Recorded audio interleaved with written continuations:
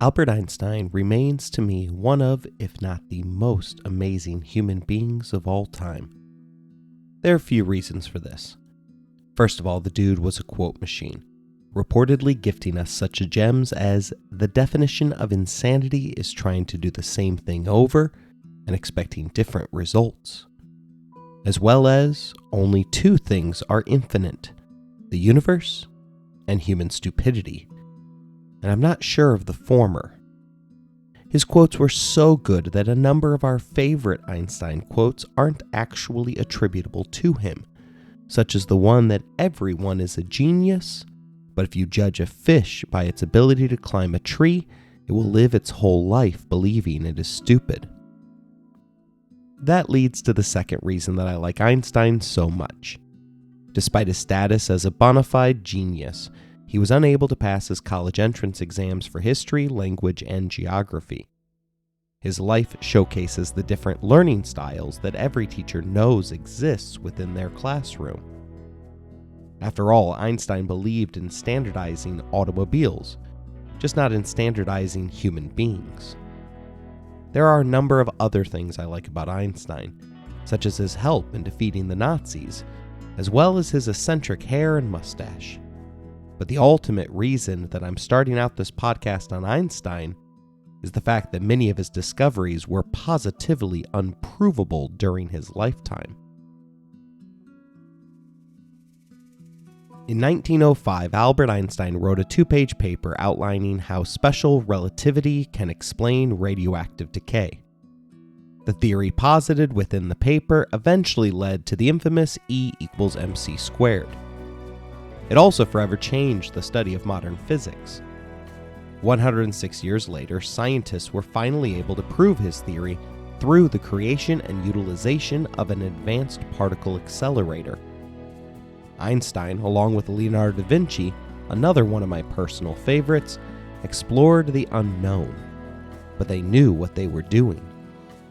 Einstein's theories belong with the tank, submarine, and helicopter of da Vinci, discoveries that were too advanced for their time period, yet something that their inventor instinctively knew to be true. Ferdinand Magellan is just as famous, yet his accomplishments fall into another category, one that is famous for being completely wrong. Not about the fact that the world was round. Every idiot was fully aware of our planet's spherical shape by the time that Magellan's Spanish expedition set out.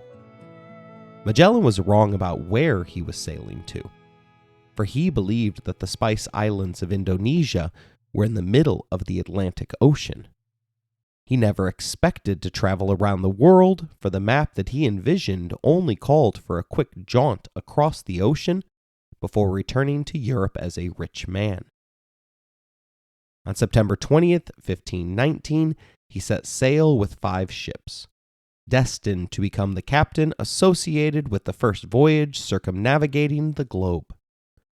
His incorrect assumptions made him famous. It also led to his death.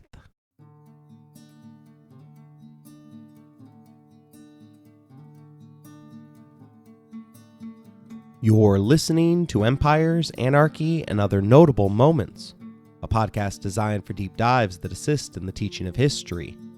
This series focuses upon the adventures of the explorer Ferdinand Magellan. Episode number 2, The Genius of Being Wrong.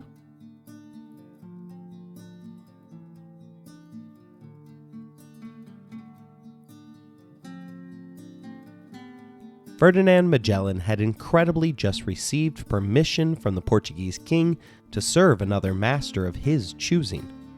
After years of service risking his life, he had never been given the due that he believed he was deserved. But as it has often been said, the enemy of my enemy is my friend. Within a month, he had moved to Spain, the nautical arch-enemy of his homeland. Within days, he became a citizen, altering his name to Hernando de Melanchias, but we'll stick with the old name for ease. Magellan's ideas might have been ultimately wrong, but he was still a valuable asset for the Spanish beneath King Charles I, the 19-year-old grandson of Isabella and Ferdinand.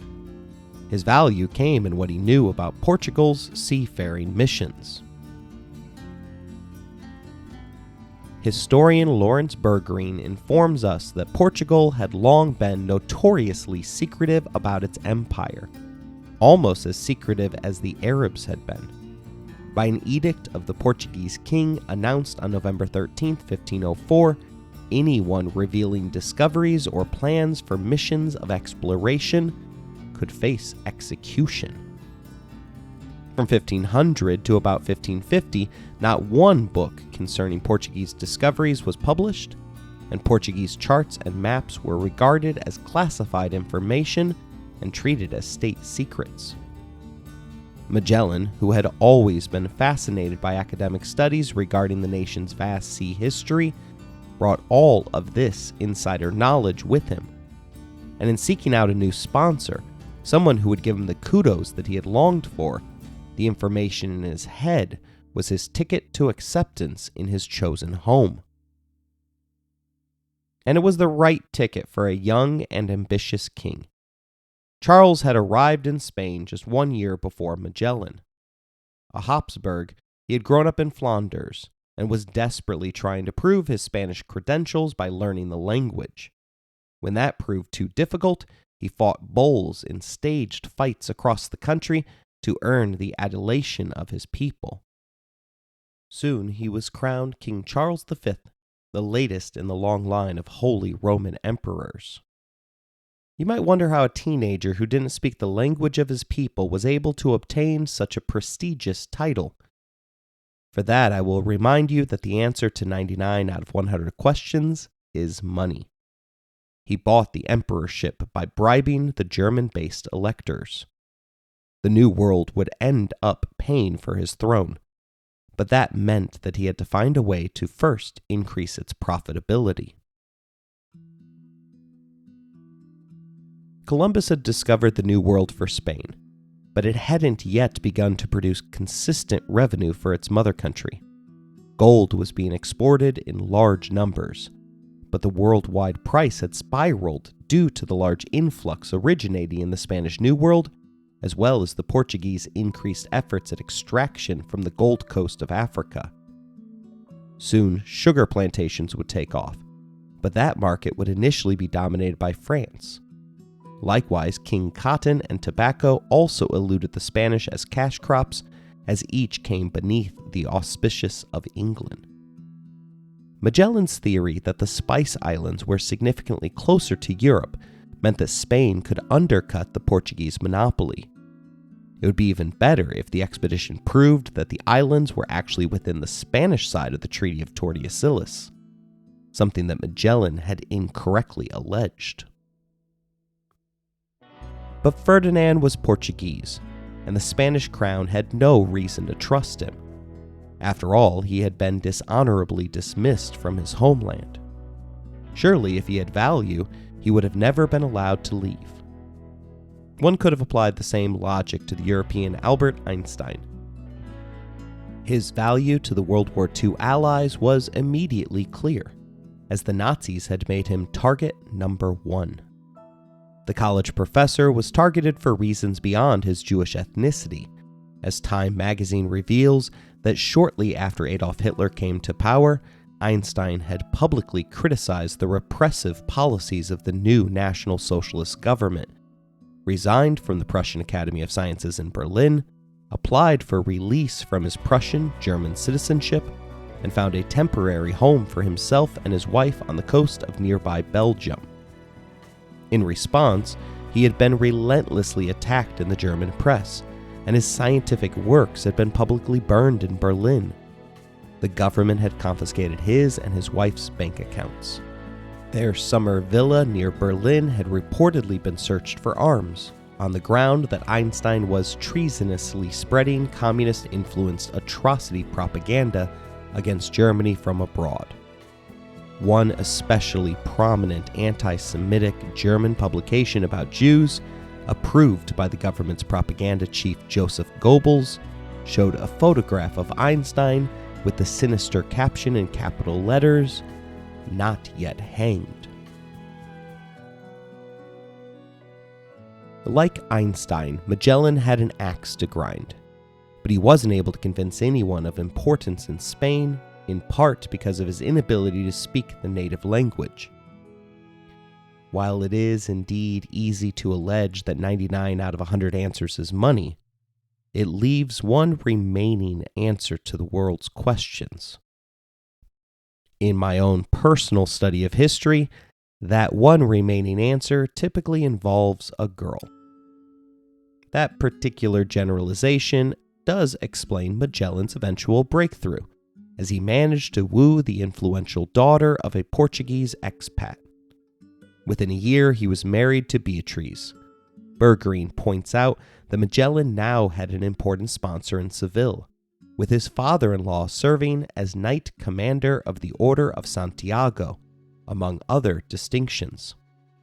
The $600,000 dowry also meant that he now had access to money, something that always manages to open doors. The happy couple would go on to produce their first child the following year. Almost immediately after establishing himself, Ferdinand began to lobby the Spanish House of Commerce, which had been set up by Queen Isabella expressly to fund New World expeditions. The bureaucrats were now the last blessing needed in order to obtain the necessary funds that came with state approval. The key to unlocking the mission was Magellan's assertion, through his intimate personal knowledge of classified Portuguese maps, that the Spice Islands were in fact within Spanish territory. The two nations were allowed to sail through each other's portion of the Treaty of Tordesillas, but only in order to reach their own land holdings. Magellan proposed heading to the New World, secretly traveling south through Portuguese Brazil. Because there was no accepted Spanish territory along that route, discovery would be tantamount to an international incident, perhaps even sparking a war. Ferdinand's nationality set off an array of debate within the House of Commerce, with some wondering if he had been purposefully sent to lure the Spaniards into a violation of international law, which could justify Portugal seizing additional land in the New World. Faced with the legitimate arguments on both sides, the bureaucracy did what bureaucracies do best. They froze amongst ongoing deliberations. A bribe was necessary to get the mission to the starting line, with Ferdinand promising away an astounding 20% of the mission's profits to one of the Commerce Councilmen, who assured him that he could secure a meeting with the King of Spain.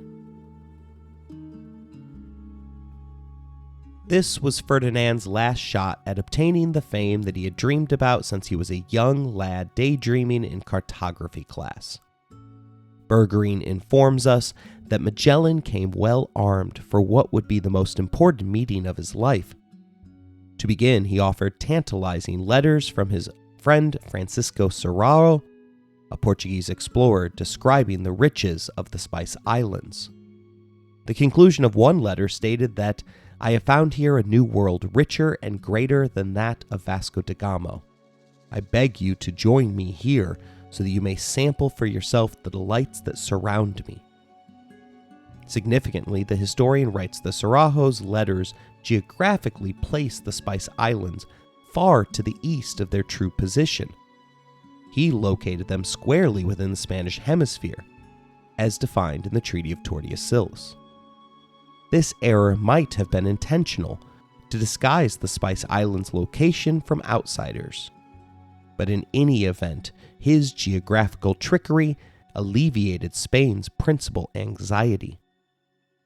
As proof of his own travels, Ferdinand then presented his own personal slave to the king, whom he incorrectly claimed had originally been a resident of the Spice Islands. The explorer then proceeded to detail his long service to Portugal in order to reveal his own personal expertise. After all, the king could just take Ferdinand's information and then proceed to order a Spaniard to captain the mission. Magellan had to not only convince his new liege to underwrite the mission, but that Ferdinand, a foreigner, was absolutely essential to make the undertaking successful. But the clincher was the presentation of a pilfered Portuguese map of the globe, which depicted the route that Ferdinand planned to take. Fearful that someone might steal his map, he purposefully obscured the waterway route that he claimed would take him through South America directly to the Spice Islands. Bergerine writes that for Magellan to display a map likely purloined from Portugal was the equivalent of selling nuclear secrets at the height of the Cold War. But unlike the accurate information obtained by the Rosenbergs for the Soviets, or any that was siphoned off from Einstein in order to speed up the process of making the nuclear bomb, Magellan's conception of the world he planned to explore was fatally inaccurate.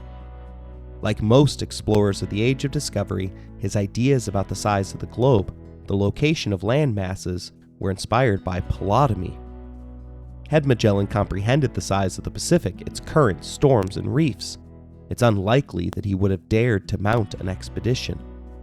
But without the Pacific Ocean to inform his calculations, the estimated length of his route came to only half the actual distance. Magellan confidently predicted that it would take him at most 2 years to reach the Spice Islands and return to Spain with ships bulging with precious cargo. All he would have to do was find a way to get around or through South America, and he would be at the doorstep of the Indies. This was nearly the same mistake that Columbus had made over and over during his 4 voyages, and it was a mistake that would be corrected only at the cost of great suffering and of many lives during the voyage Magellan now proposed. To give you an idea of how off his calculations were, Columbus took 36 days to cross the Atlantic, while Magellan's navigation of the Pacific involved 98 days without sight of land. Of course, no one knew anything regarding the Pacific Ocean at the moment that Ferdinand was pitching the expedition to the king. Once he had the Spanish government on the hook, they began to hammer out the details. Assuming success, Magellan demanded a 10-year exclusive monopoly on the route and 5% of the proceeds thereafter. Such a deal is quite similar to the agreement that Western drug companies receive upon the creation of a new medication. Those companies risk billions in the development of new pharmaceuticals, after which they receive between 12 to 13 years of market exclusivity. This is the point where they can charge whatever is needed to turn a profit, plus enough extra to fund additional research projects that are currently in their pipeline. After the market exclusivity period ends, other companies are free to knock off the exact formula of the company's drug in order to market it as a generic for significantly cheaper. That's why name brand medication such as Sudafed has the exact same ingredient list with Walgreens knockoff Walfed. The approved expedition was awarded 5 ships, each equipped with crew, food, and artillery designed to last for the 2-year journey. Bergerine claims that the ships were among the most complicated machines of their day, wonders of Renaissance technology, and the product of thousands of hours of labor by skilled artisans working at their specialized trades. The flagship was named the Trinidad. It was a globalized mission as Ferdinand from Portugal sailed beneath the flags of Spain on ships which were financed by an influential banker in Germany. That last part serves to emphasize the importance of this mission to the Spanish crown, which went further into debt by backing Magellan in what appears to have been a desperate effort to locate a new revenue stream.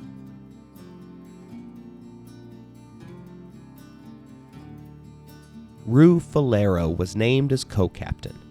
The Portuguese astrologer had been with Ferdinand every step of the way and served as both his chief scientist and confidant. Still, one imagines that Magellan was unhappy with having to share the glory that came with having a co-captain attached to the expedition.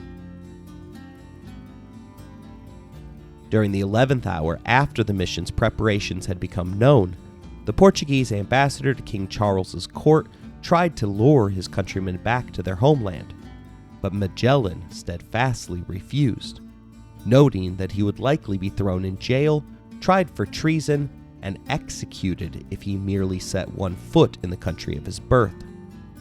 His expressed doubts were countered by the Portuguese agent lecturing about the feudal tradition of the divine right of kings. The insinuation was that not only was Ferdinand disobeying his rightful king, but was proceeding against the will of God, the penalty of which was assumed to be eternal damnation. Failing to convince him with words, the Portuguese next sent out an assassin. Ironically, the hit job occurred on the night that Ferdinand was having dinner with a friendly bishop, who had recently encouraged Magellan to always carry with him a sword. Historian Frederick Ober claims that Ferdinand had not proceeded far, for he was at a corner of the great cathedral when out from the shadow of its main portal leaped a man with a drawn dagger in his hand. He aimed a blow at Magellan's back between the shoulders, but his prey in perspective was alert, for he had seen the sinister shadow projected by the faint light of a waning moon. He whirled around with great rapidity, and with his sword slashed the would-be assassin across the face. Blinded by blood, the man whined piteously, and Ferdinand had not the heart to kill him, though he was completely at his mercy. "Take that to Dom Alvaro, the Portuguese ambassador," he simply said, wiping his sword and thrusting it into its sheath. "And tell him this, it is a proverb of my country and he must know it. The lame goat never takes a siesta," he added grimly, limping away with this jest on his lips at his own deformity. Now I have to argue that this is Ferdinand taking literary license with his storytelling, after the fact. I know this because I was once jumped and mugged while working as a teenage pizza boy at a local joint known as Giggles Pizza. I managed to escape the event with a fantastic story, as well as a horrific hit job in the local paper that made me out to be far more pathetic than I actually was in the moment. But I can tell you that when someone jumps out at you and you emerge from a struggle, you don't have a line as carefully crafted as "the lame goat never takes a siesta" ready to go. As someone sinister in a black hoodie aggressively charged towards me, all I could think of saying was, "Did you order the pizza?" I couldn't even come up with that good of a line a couple of days after the event. I know this because while I was repeating the story for the fourth time to the police officers, one of whom had now unholstered his gun and placed it pointed towards me in the interrogation room, leaned over my shoulder demanding that I tell the truth of what happened. Did I say, "They tried to take my $24, but like a crafty wombat, I never take a nap"? No, I simply replied, "Dude, I got mugged."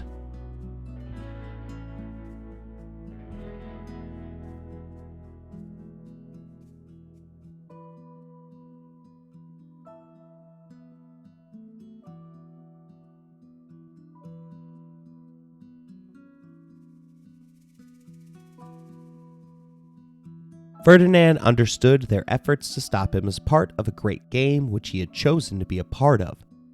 Unable to kill the lame goat, the Portuguese next tried to scuttle the voyage by applying pressure on his benefactor King Charles for the prompt return of its wayward citizen.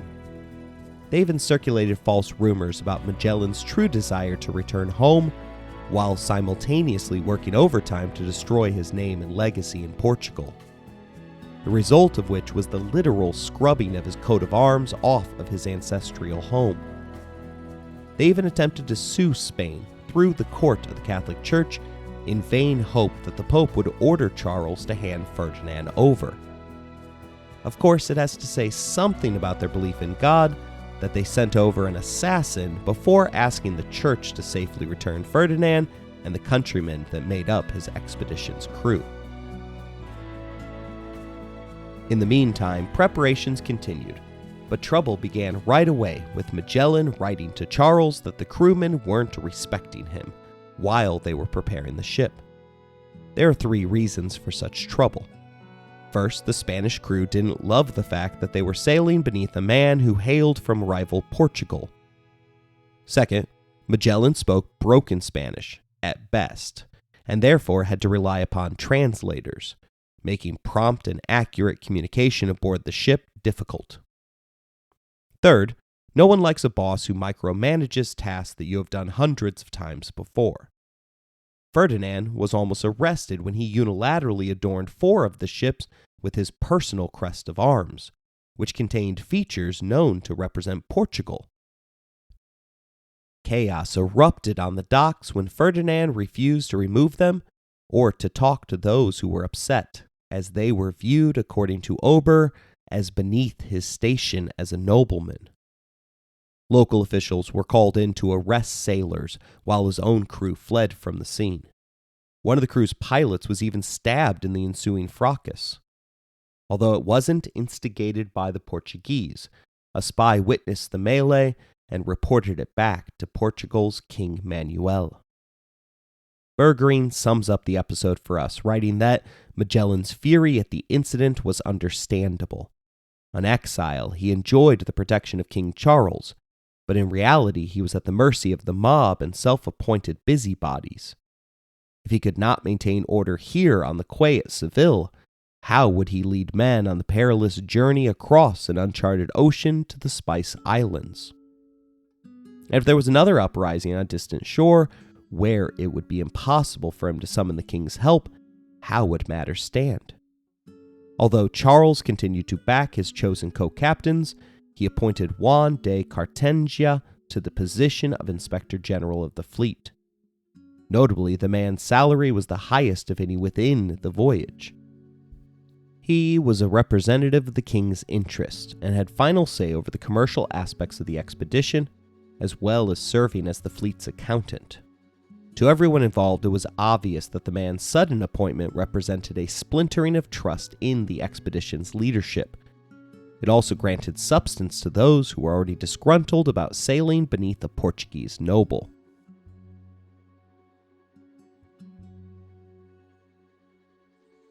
Provisions for the first 2 legs of the journey cost nearly as much as the 5 ships that comprised the fleet. 4/5 of the goods that were loaded on board were wine and hardtack. Sailor rations had to be one of the worst parts of the job. Hardtack is made up of coarse wheat flour cooked twice to form brittle biscuit that packs little flavor. As it rotted beneath the humid conditions of the sea, it became soft, allowing sailors to turn the previously rock-hard biscuit into a mush that tasted so bad that some starving sailors refused to eat it.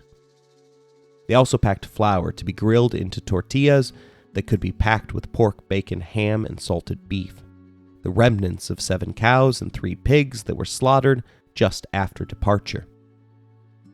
There were also barrels of cheese, almonds, and casks of figs, as well as dried and salted fish. What was needed most, however, were fresh fruits, as citrus fruit prevented scurvy, but that knowledge wasn't yet readily known in Europe. Instead, the army of the Moluccas just had preserved raisins to go along with chickpeas, beans, rice, and garlic. As co-captain, Magellan was allowed a few luxury items, which included jelly and jam preserves. Before departing, he took the smart step of updating his will, leaving his remaining limited funds to his wife and child, and putting his desire to paper that his son be raised as a loyal Spaniard and not allowed to ever seek refuge in Portugal. Final instructions arrived on May 8, 1519. The captains were ordered to record every landfall and landmark. If they ran into local peoples, they were to try and ascertain if there is anything in that land that would be to Spain's interest. While he was allowed to seize any Arabs found in the Portuguese hemisphere, he was to treat all indigenous peoples humanely, if possible. Lastly, they were ordered to ensure that the crew members had no physical contact with local women. The order was practical in nature, as the Spanish had seen prior expeditions to undiscovered lands run afoul of local sensibilities regarding sexual relations with outsiders. But the mission had one more last-minute change. Rue Falero's fragile mental state had declined to such a point that the king decided to remove him from the expedition for fear of him going mad and misusing his authority as co-captain to endanger the mission. It is always hard to diagnose someone across eras, but the astronomer was likely suffering from bipolar disorder or some form of extreme depression. Those opposed to his inclusion claimed that he was like a man deranged in his senses, and that he sleeps very little and wanders around almost out of his mind. The man never regained control of his mental state, yet Auber mentions that it was said by some that his madness was feigned, on account of having discovered by casting his own horoscope that disaster and death would attend the expedition from its inception to its ending, and that he himself would not escape the almost universal fatalities. History would prove the madman right.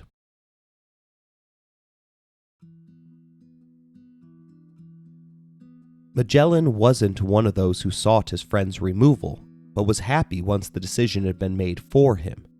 He made sure to keep all of Falero's state-of-the-art navigational instruments, including 24 top-secret navigational charts taken from their time together in Portugal.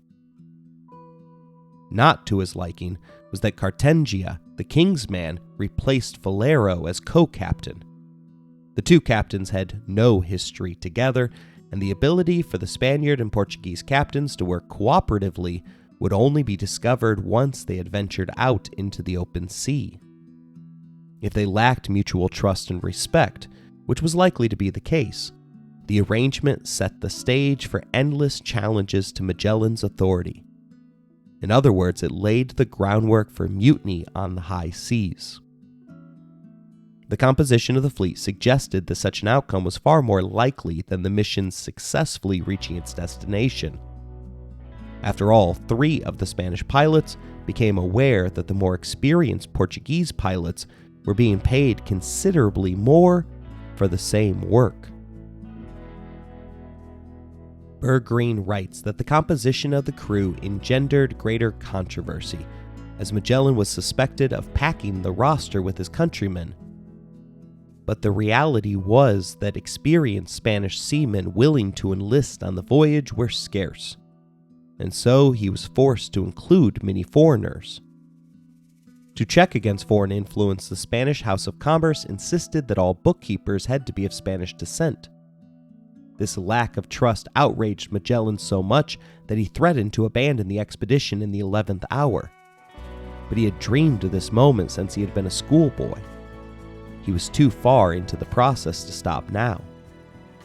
Bergreen points out that to guarantee this voyage, he had sacrificed his allegiance to his homeland, his partnership with Rue Falero, and a considerable amount of his authority as Captain General. But he had kept his essential mission intact. After 12 months of painstaking preparation, the Armada de Malacca was at last ready to conquer the ocean.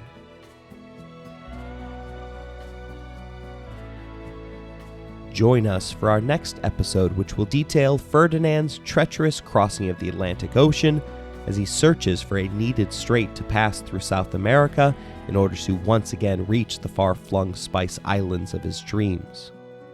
Unfortunately, Magellan's dream was to become a nightmare, as Auber points out that it is a matter of note that few of those directly connected with the outfitting and sailing of the fleet survived by many years its departure and return. Fatalities attended upon it and the voyage almost from its very inception, and even while they were kneeling before the altar in the church of Santa Maria de la Victoria, several of Magellan's underlings were plotting treason in their hearts. They swore an oath of allegiance to him and to the king, but within 7 months some of them were in open mutiny against him, and doing their king disservice by opposing his authority.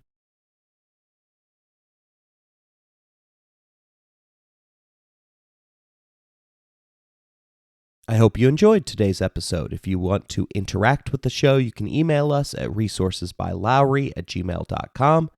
If you would like to financially support the show, please look in the show description for more information. As always, thank you for listening, rating the show, and spreading the word.